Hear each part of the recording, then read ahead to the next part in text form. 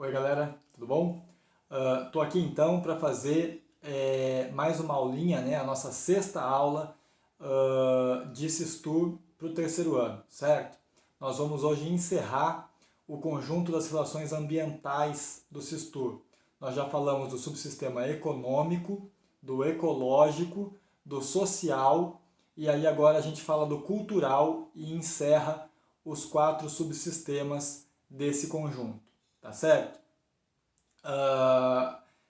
Nessa semana nós vamos fazer uma atividade no mesmo molde das outras 3. Aí ficam os 4 subconjuntos com as atividades da mesma forma, vídeo, material impresso e o questionário, tá? Para a semana que vem, aí assunto novo, talvez a gente acabe fazendo um formato diferente também, tá certo? Vamos lá então. Subsistema cultural, pessoal. Esse talvez seja o mais fácil de vocês compreenderem e lembrarem, porque vocês têm um contato muito grande, né, com a questão cultural aí em Bombinhas. A gente acaba tendo uma relação muito próxima com a cultura, né, tanto por conta da pesca da tainha, que é o que está rolando agora, nesses meses agora de junho, julho, né? Deve estar tendo bastante lanço, bastante coisa por aí, mesmo com a pandemia atrapalhando bastante, né? Nós temos a questão dos engenhos de farinha, né? Que são bem presentes e bem fortes também em Bombinhas, então a gente acaba falando muito de cultura e muito dessas questões ali. E a gente tem também a tradição do boi de mamão, que também é uma coisa que, embora hoje em dia esteja mais na escola, né, e mais como atrativo turístico também, ainda é uma coisa muito presente na cultura de várias famílias de Bombinhas, né? Então, quando a gente fala de espaço cultural, de subsistema cultural, é disso que a gente está falando, é dessas questões ligadas ao fazer e ao ser de uma determinada comunidade, né? Espaço cultural é aquela parte da superfície terrestre modificada pelo homem, certo? Não há cultura se não há ação humana. Isso é uma coisa que precisa ficar muito clara, certo?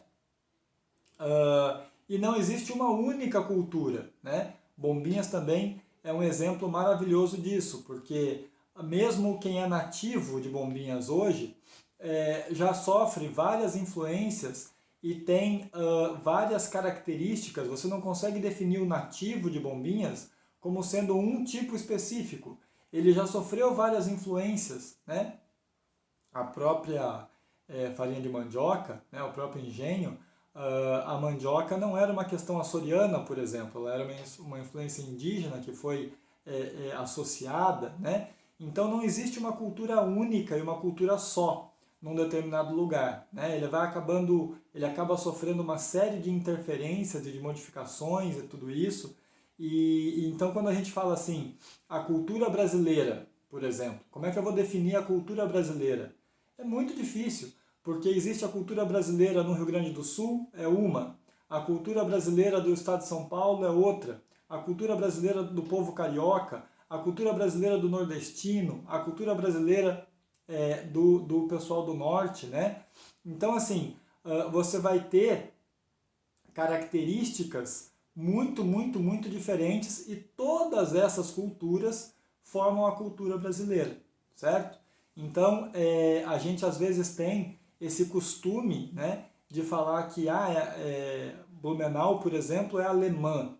Você pode ter uma influência maior da cultura alemã, certo? Mas com certeza, mesmo em Blumenau, mesmo em Três Itilhas, né, cidades que são características de uma cultura só, elas acabam sofrendo outras influências e outras relações por conta dessa miscigenação e dessa troca que a gente vai fazendo, né?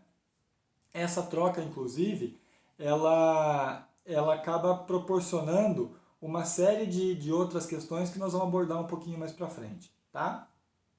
O turismo cultural, então, ele acabou se subdividindo, porque ele é tão amplo, tão rico, né, que dá para a gente falar de turismo ecológico. E preste atenção, quando a gente fala em turismo ecológico, a gente lembra que a gente falou lá, que tem que ter interferência humana. Então, mesmo que você vá fazer turismo ecológico, tem que ter tido alguma modificação do homem, né? Seja uma fazenda, seja os esportes radicais, seja o que for que você vai fazer de turismo ecológico, teve interferência humana, né? O turismo religioso, que nós temos aqui perto em Nova Trento, que é também uma característica cultural, né? A religião é uma característica cultural, e até eu estava lendo para preparar a aula para vocês, e estava falando uma coisa muito interessante, que de tempos em tempos há modificações no que é mais importante para uma determinada cultura, né? Se você for pegar mesmo o brasileiro já foi muito mais religioso uns anos atrás. Aí depois passou por uma fase que a religião sofre menos influência, né? E hoje já alguns grupos estão de novo sendo muito influenciados pela religião. Então você tem, a cultura é uma coisa que está em constante modificação, né? E o turismo também reflete essa modificação. Tem um monte de gente que viaja para Roma para conhecer o Vaticano, né? Que faz uma série de idas a Aparecida aqui em São Paulo, enfim, tem uma série de coisas que são movidas pela questão religiosa, né?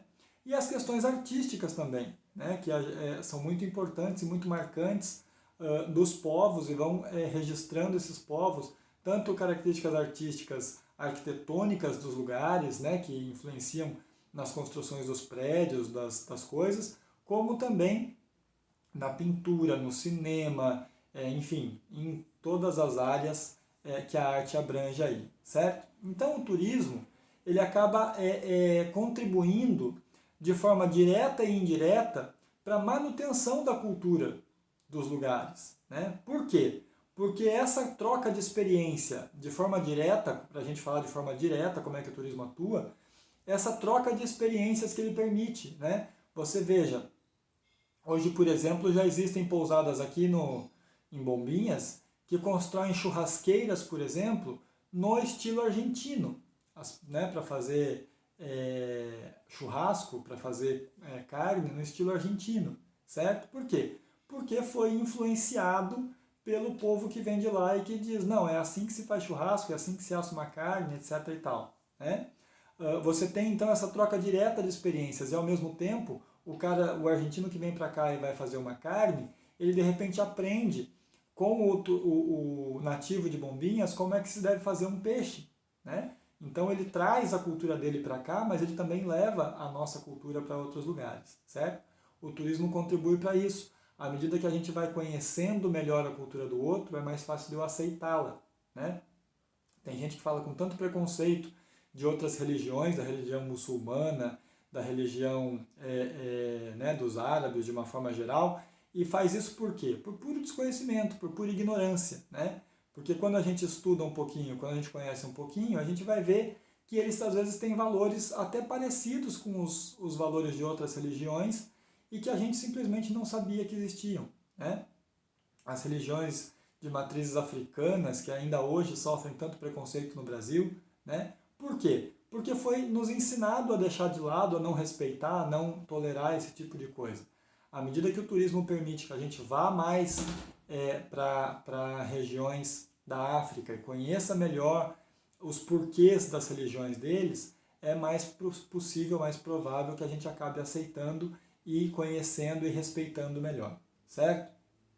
E a contribuição indireta é porque mesmo que você não viaje, só o fato de você pesquisar às vezes um determinado destino, uma determinada cultura, né, o planejamento que você faz, a intenção que você tem de conhecer, isso também já te permite conhecer um monte sobre os outros lugares. E tanto isso é verdade que uns programas da TV a cabo, alguns dos programas que fazem mais sucesso são exatamente esses programas que falam, né, de outros lugares, de outros países, de viagens e etc. e tal, né? Que mesmo que a gente não vá fazer, a gente só de ver os outros lugares, conhecer e tal, a gente também passa a admirar e a respeitar os outros povos, né? Por isso que o capítulo vai dizer, né, quando a gente estuda o Beni defende, que o turismo contribui para a preservação, certo? E ele fala, depois, mais para frente um pouquinho, ele vai falar também dos prejuízos mas ele gosta de destacar bem como o turismo pode ser interessante e favorável à preservação da cultura, né?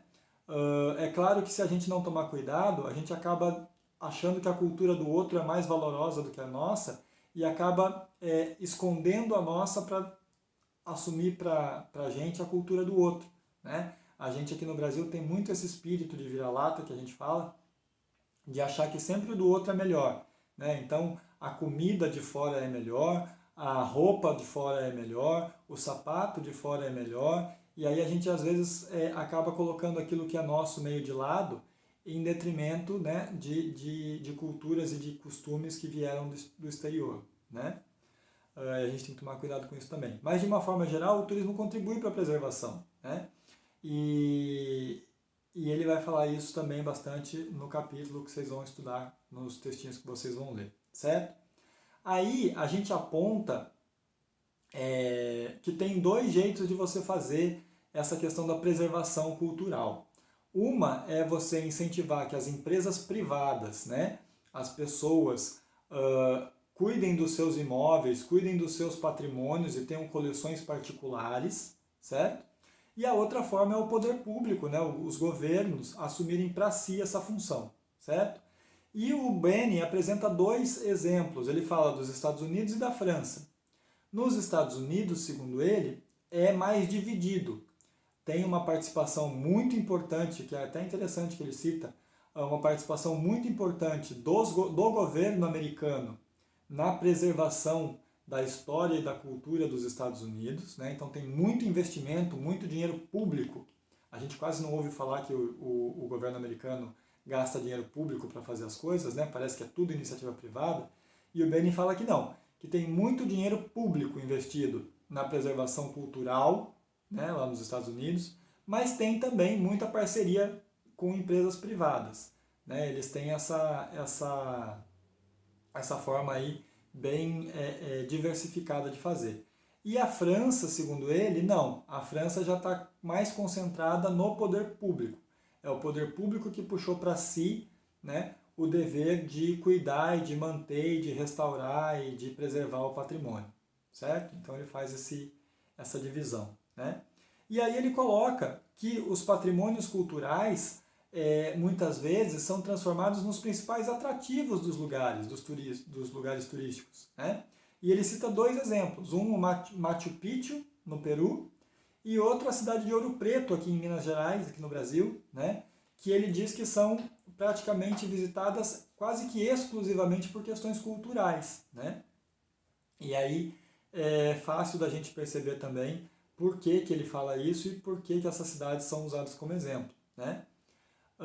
Então, de uma forma bem resumida, de uma forma simplificada, é isso que fala o subsistema cultural, né? Eu fiz para vocês outro questionário, mais 10 perguntinhas, certo? Como eu disse, daí vão ficar 40 perguntas, né? 10 sobre o sistema cultural, 10 sobre o econômico, 10 sobre o social e 10 sobre o ecológico, certo? Que eu acho que é uma forma da gente ver com bastante profundidade esse conjunto das relações ambientais, certo? Com isso a gente encerra essa etapa aí da matéria, né?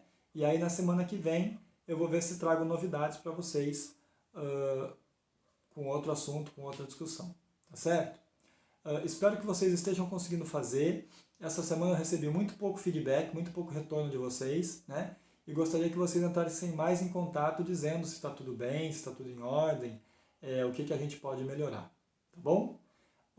Nos vemos então na semana que vem. Vou pensar uma estratégia, não sei se vou fazer vídeo, se a gente marca outra reunião, mas aí a gente vai conversando lá na plataforma do Classroom, tá bom? Um abraço, uma boa semana e até a próxima, galera. Tchau, tchau.